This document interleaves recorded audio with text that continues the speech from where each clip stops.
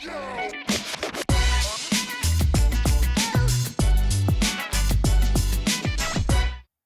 I'm Pete May, co-founder of Trellis Group, and it's great to be here today on Studio with Gail Grimmett. Hopefully I pronounced that correctly, the SVP for Sustainable Performance and Strategic Partnership at Delta. So, Gail, great to have you on Studio today. Thanks for having me, Pete. Good to be here. Yeah. So I was looking a little bit at your background, and it looks like you've done just about all jobs at Delta, which is probably great for this role because you probably have to deal with a lot of various stakeholders inside and outside the company. You have a long title. Tell me a little bit about what the essence is of your role and what you're focused on. I've been in a lot of different areas that require transformation and change. And so, what a perfect place to now be in sustainability, where transformation is happening so rapidly, and technology is continuing to evolve. And so, really, that's a good portion of my job is to look at performance and strategy, evaluate different partnerships that could work to accelerate our goals that we've committed to along the way. But I think one of the biggest things that I can bring to the department really is the ability of saying we truly believe that we need to embed sustainability in everything we do. And so it can't be one department that leads this in such a complex organization. And it really has to reside in each one of the different divisions within Delta. And so, given that I've had such a big breadth of opportunity at Delta, one of the things I really bring to it is the ability to connect each of the divisions to our team and plan for each one of these divisions to have their own operational goals for sustainability. Yeah, no, we often say the same thing with some of your peers that we work with in sustainability. Sustainability is often a chief translator job because you're working within different Mhm. groups, bringing in different stakeholders.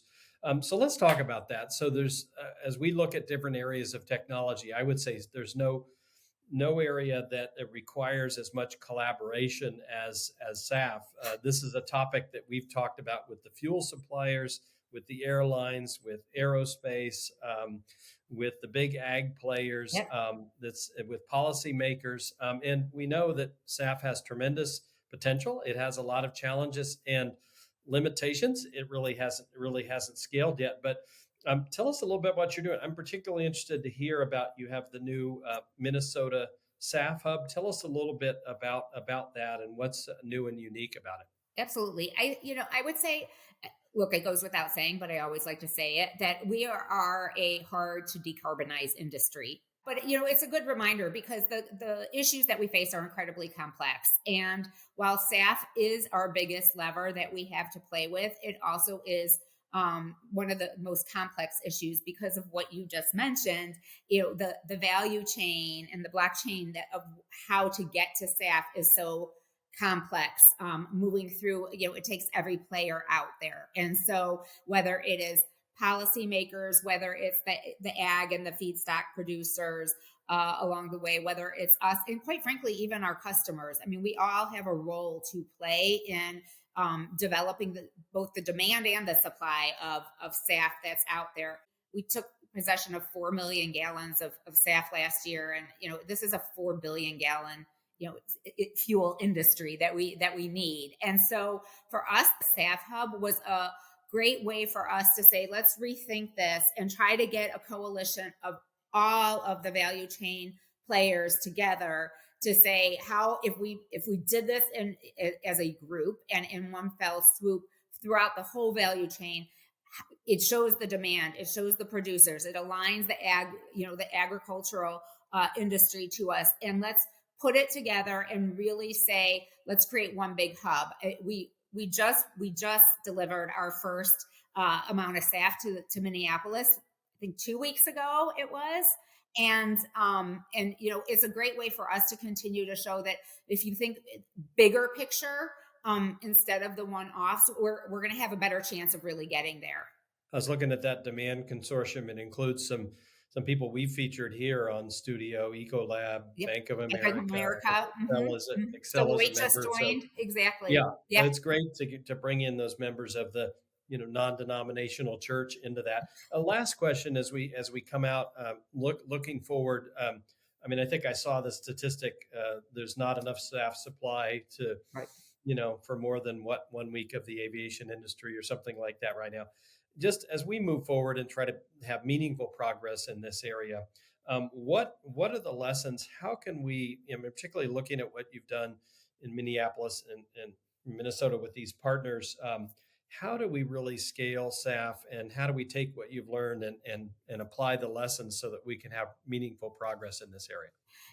That's a great question. I think the Minneapolis SAF Hub is building the foundation of the future, of saying it's going to take all of us to get there. We have to be very vocal about it. The demand is there, and we have signaled that the demand is there for years to come. We need to continue to work with the policymakers. We need to continue to work with the ag producers. There's a lot of other innovation that's happening out there. The pace of innovation is increasing as we move forward. So that is, first and foremost, our ability to continue to move this whole idea of getting the entire value chain engaged is one that we're going to continue to push forward. We have a carbon council that is representative of almost every operational unit within Delta, that's working to figure out how can we become more fuel efficient today, and how can we save on the fuel that that we have. This year alone, we're already at 14 million gallons of fuel.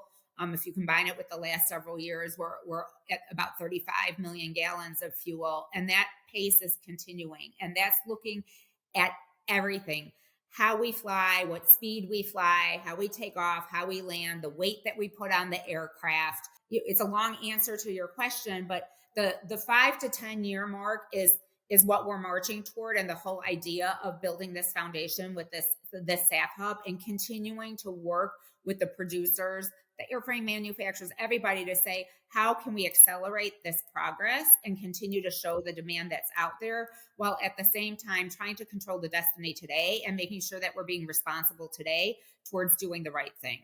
Lots of work today. As you said, we're about this far along in the SAF journey, but really exciting to bring in several partners into this consortium, and look forward to bringing in other stakeholders that at Trellis. That's what we're all about getting more actors involved in this and getting more scale quicker. So, Gail Grimmett from Delta, great to have you on studio today.